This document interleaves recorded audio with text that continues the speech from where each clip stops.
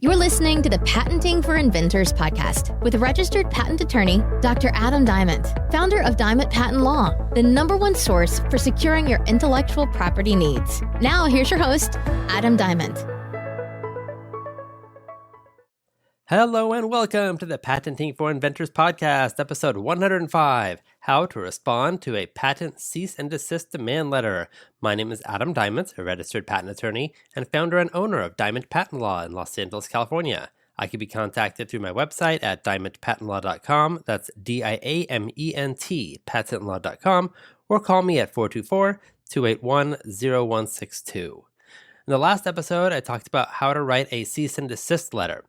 This is if you have a patent and you want to stop someone else from selling your patented invention.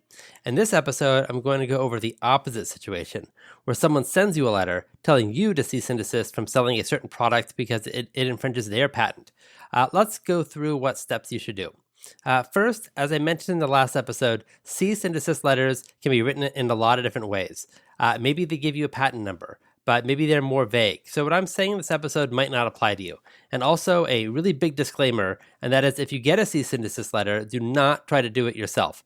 A lot of this podcast is about self-help and mostly having to do with how to get a patent. And although I recommend getting an attorney, inventors do it themselves. When it comes to litigation, do not try to do it yourself. And I have a disclaimer at the end of each podcast episode saying this is not legal advice for your particular situation, but just general information. This is even more true when it comes to litigation. So let's go into how someone, not you, but some hypothetical person might respond to a cease and desist letter and the steps that you should take. You get a cease and desist letter and hopefully there's a patent number in it. Maybe they've included their patent as an exhibit. Go get the patent. You can look it up online and look at the claims. I've talked about claims in many episodes in this podcast. You'll want to look at the claims and then compare it against your product. Go back and listen to patent infringement episodes if you want to figure out if your product infringes another person's patent. You really only need to look at what are called the independent claims, and there probably won't be more than 3 independent claims in a patent. Then go word by word in those independent claims and see if your product has everything that the claims have. If they do, then you're infringing. If they don't, you're probably not infringing, but it might be difficult to figure out if you're infringing or not because it depends on how words are defined. I talked about in the claim construction episode in the podcast series about how to determine and what goes into figuring out how words are defined in a patent. Also, make sure that what they say they have a patent on is actually a U.S. patent. If they send you a Japanese patent and they say that you're infringing, you're only infringing if you're selling that in Japan. You're free to do things in the United States if they don't have a U.S. patent. Maybe the letter says that you are selling several products or an entire line of products that infringe their patents. You have to go one by one to see what, if any, of your products might infringe. Even though the sample cease and desist that I went through in the last episode wasn't the type that went into details, there might be some cease and desist letters that actually specify a royalty rate that the patent holder wants, or the letter might say that there are $1 million in damages. Once you assess your product line to see if there's infringement, you're going to have to calculate whether it's worth the royalty rate or to pay the person, or whether it's worth fighting, or maybe just worth a letter back to the patent holder explaining why you're not infringing their patent. You also want to see if they put a patent number on their product. If they didn't, you might only be responsible for damages that came after they notified you with the letter. But if there was a patent number marking on their product, then you could be liable for damages starting from when they marked their product, and you could be liable for your past sales. And as I mentioned in the last episode, if you get a letter from an individual person, not an attorney, sometimes it actually might be best to ignore it. Maybe this person has a very weak patent that could get invalidated, or they're making claims about their patent and what it covers that are clearly just not true.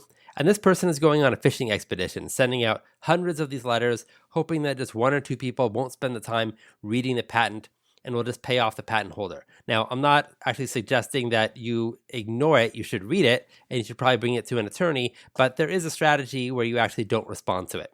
So let's say you're at the step where you've analyzed your product line and their patent, and you've determined whether or not you're actually infringing. You've determined how much money you've made from your product, how much the other person might be entitled to, or maybe you've determined that it's really a gray zone on whether you're infringing or not. What do you do next? One option is that you can redesign your product so that it doesn't fall under their patent rights. That might be expensive. You could be liable for maybe some past damages, but not future damages if you change your product design. If you do this, you want to make sure that they don't have any pending patent applications that might cover your design arounds so that they can get you in the future when those pending applications actually issue into a patent. You might want to negotiate the royalty.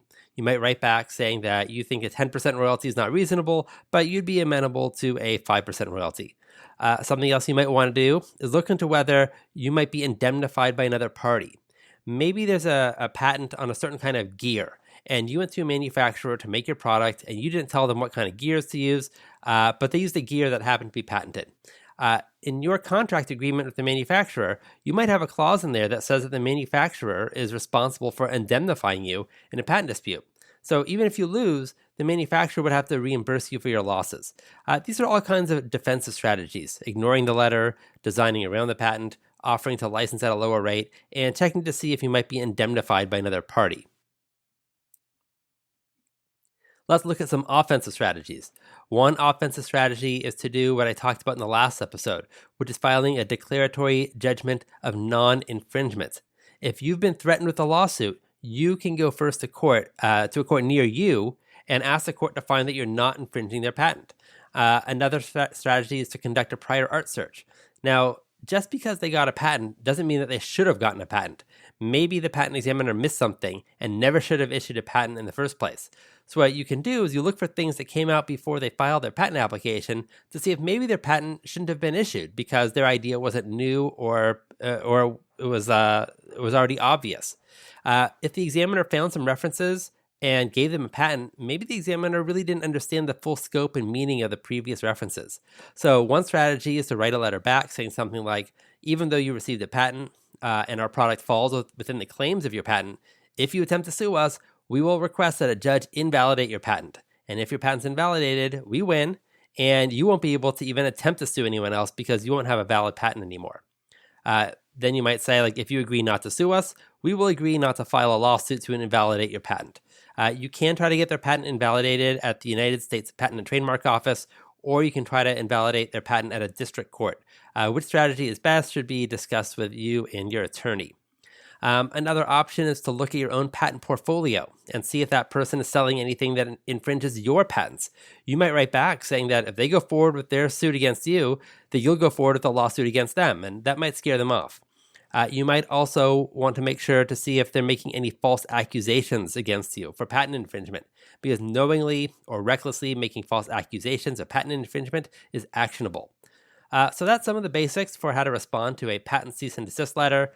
Don't try to do it yourself, but if you do get a cease and desist and you're talking to an attorney, at least you know some of the basics and potential options that you have going forward. If you want help with your patent application, trademarks, copyrights, responding to rejections, appeals, or anything else related to your invention, you can contact me directly through my website at diamondpatentlaw.com. That's DIAMENT, patentlaw.com, or email me at adam@diamondpatentlaw.com, or call me at 424-281-0162. I'm Adam Diamond, and until next time, keep on inventing. Thanks for listening to the Patenting for Inventors podcast with host Adam Diamond. If you enjoyed the show, please rate and review on iTunes. The contents of this podcast are intended for general informational purposes only. The facts of every legal matter are unique, and the content of this podcast should not be construed as offering legal advice for your specific legal situation. For more information and help with your own intellectual property needs, contact Adam Diamond at patentingforinventors.com. That's patentingforinventors.com. Or call Diamond Patent Law at 424-281-0162. The preceding information may be considered an attorney advertisement and does not establish any attorney-client relationship.